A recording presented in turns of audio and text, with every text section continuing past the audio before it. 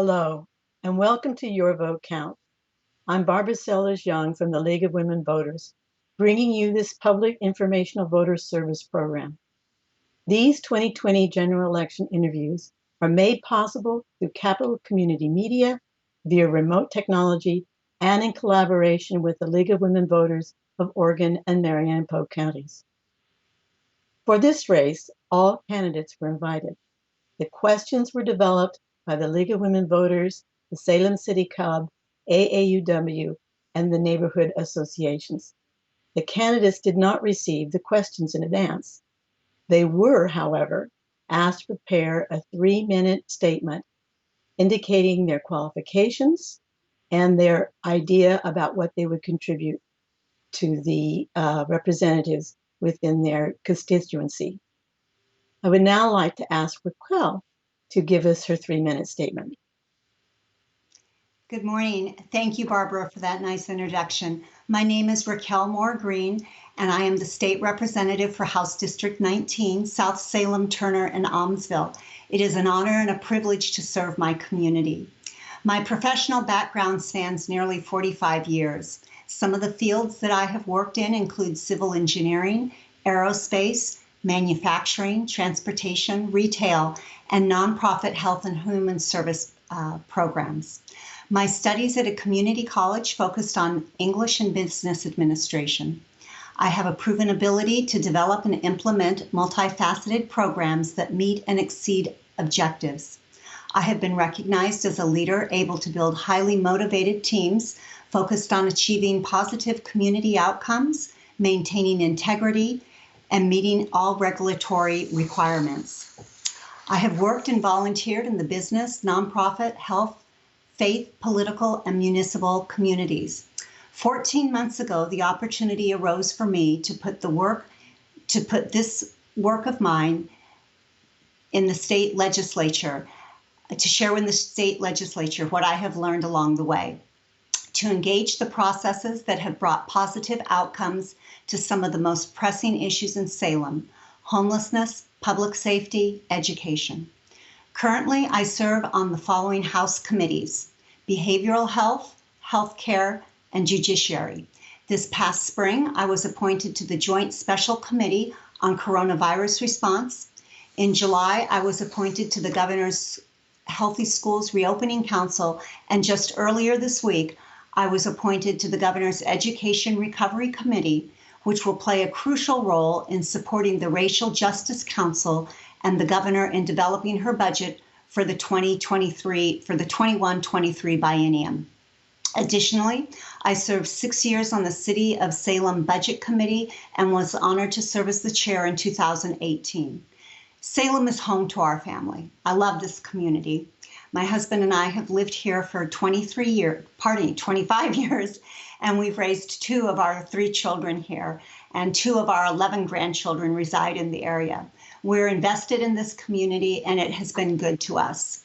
The business opportunities and the many options for education, cultural, and recreational activities abound.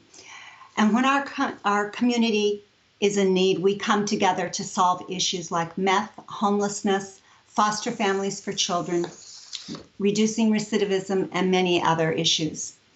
While our residence has been South Salem, my early years working with United Way of the Mid-Willamette Valley provided me an opportunity to learn about and interface with the other 2 cities in House District 19, Turner and Almsville. During my tenure, I established relationships that continue to this day. These lovely, growing communities seek to provide the best for their families and businesses as well. My parents taught us that if you've been blessed, you should bless others in return, to give back to the community that I love. And my service as your state representative allows me to bless this community that has been so good to us. Thank you. Thank you, Raquel. My first 2 questions really are related to the ongoing issues of COVID and situations they've created for us. So what plans would you help put in place to deal with 3 aspects of that? 1 is homelessness, 2 is evictions, And 3 is how to deal with homes where people have recently lost them to the fires.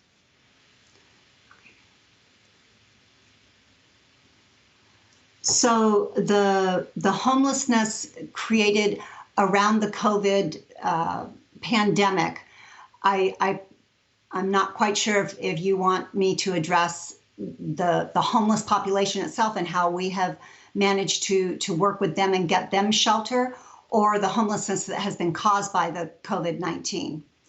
However you would like to answer it. As far as the homeless who are currently in our communities that have been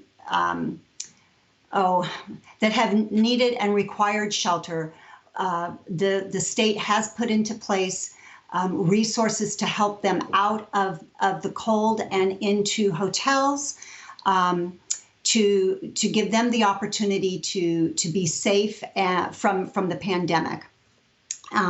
As far as evictions are concerned, in our last special session, our second special session, we addressed the evictions, if I'm not mistaken.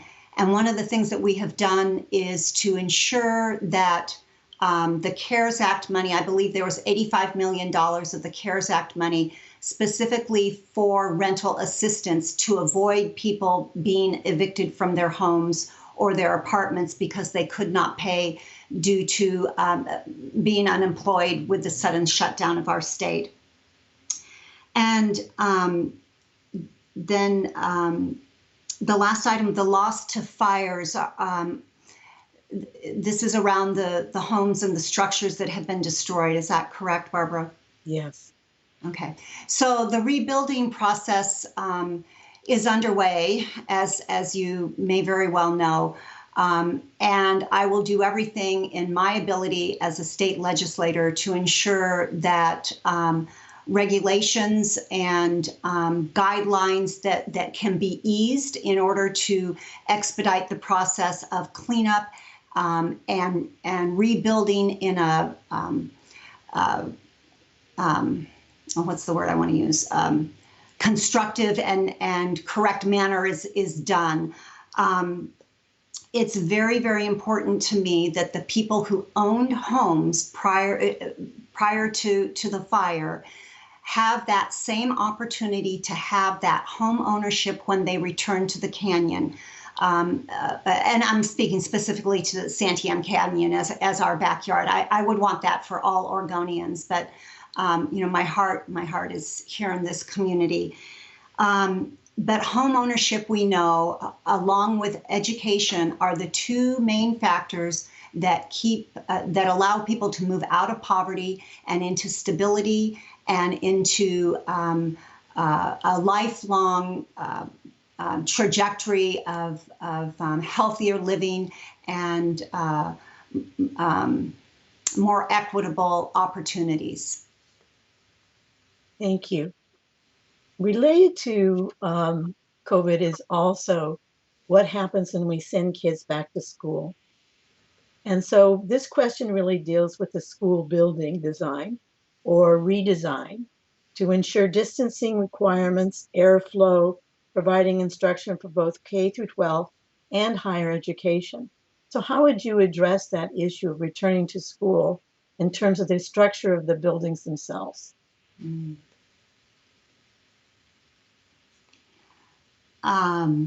That's an interesting question. It's not one that we have discussed in the governor's reopening council, Healthy Schools Reopening Council, which, thank you for pointing it out. I will bring it up. I believe that it's going to be a slow return to schools. I believe that once the schools open, there are still going to be families and teachers, staff and administrators who choose not to return to the in-person teaching. And perhaps the distancing and the use of the buildings themselves will be the balance will be there, that we've got enough returning that the social distancing can continue on. And then as far as the airflow is concerned, I know that many of the schools have already started to upgrade and install their HVAC systems. Here in Salem specifically, many of the schools are already under renovation with the $625 million bond that we passed a few years back. You mentioned earlier when you were talking about the forest fires and the loss of homes, that was really important to you that people will be able to get back into their homes. But we need to address the issue of forest fires in general. And what do you think the state should be doing to take care of our forests and move us in a direction to have fewer forest fires? Mm-hmm. I believe that the state, as all of us as leaders, need to come together, and we need to bring all the stakeholders. And we need private, we need public, we need concerned citizens, we need farmers, we need business people, educators. I believe everybody should be at the table. And I think we need to first make a decision as to what the expectation of our forests are. What are we going to maintain them for? What is the purpose of the forest? There's the agricultural, economic aspect of a forest. There's the recreational aspect of the forest. And then there's the ecological aspect of the forest, and the animals and the flora and so on and so forth. And I think fundamentally we need to decide how is it, what are our priorities, and then how is the best way to go about maintaining those, what I would consider the three arenas within our forest, and having that conversation. And I shared this the other evening with some other folks.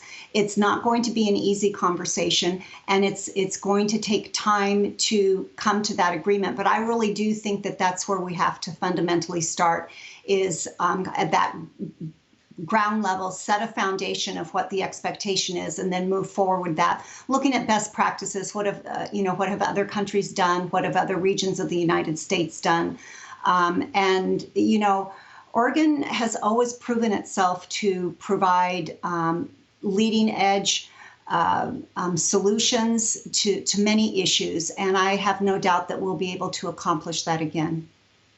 Of course, all of these directions that the state takes requires a budget. Yes, it does. And that is, as I understand it, uppermost in the mind of the governor and the legislature at this point in time.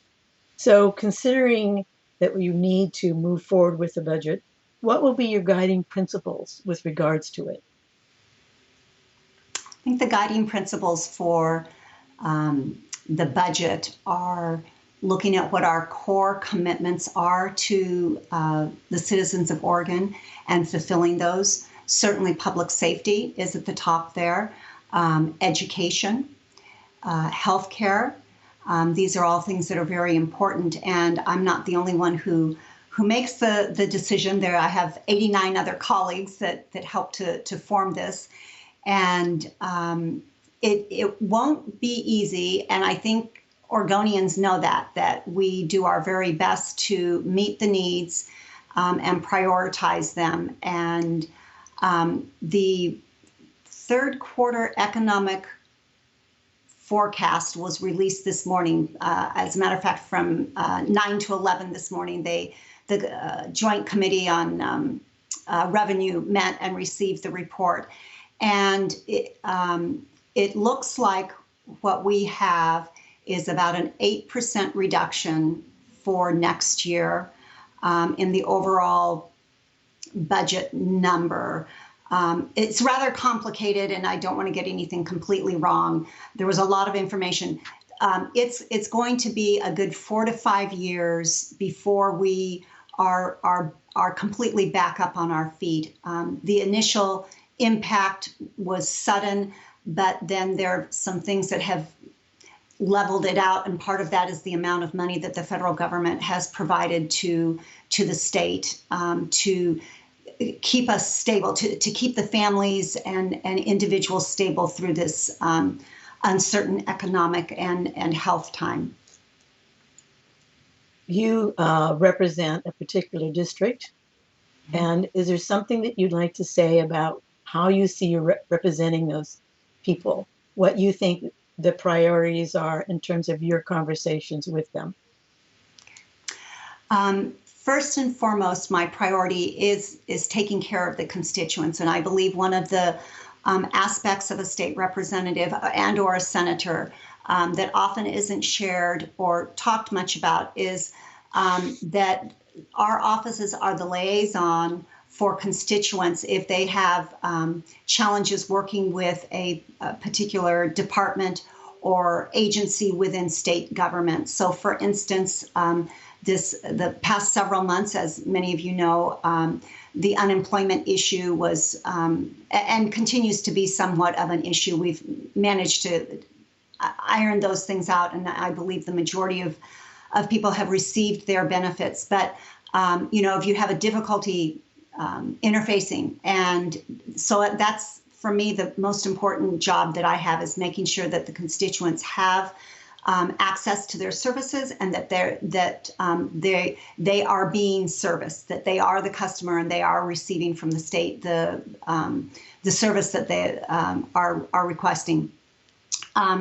After that, in the listening sessions that I've had over the many months that I've been in this position, starting over a year ago and just as recently as August, there are many, many concerns around healthcare and education. Healthcare as far as cost and access, mental health and behavioral health has really risen to the top of a lot of people's thoughts and concerns, especially with the prolonged isolation from the pandemic and the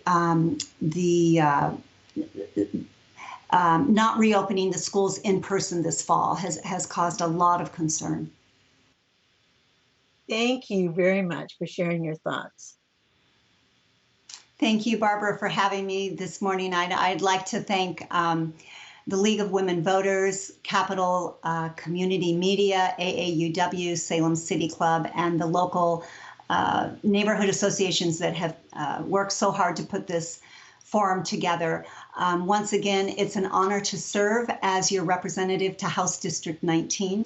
I thank you for the opportunity, and if you'd like to know more about me, you could visit my website at rmghd19.com. Thank you very much. Thanks to Capital Community Media for their time and expertise in creating this program and making it available across the state through YouTube and Vote 411. And thank you, the public, for watching. For more voter information, including dates, registration, candidates for state and local areas, and ballot measure information, please go online to vote411.org. You have until October 13th to register to vote, with ballots being mailed to you beginning on October 14th. November 3rd is Election Day. Please remember that postmarks don't count. Elections matter and make a difference to remember to vote, because as they say, your vote counts. Thank you.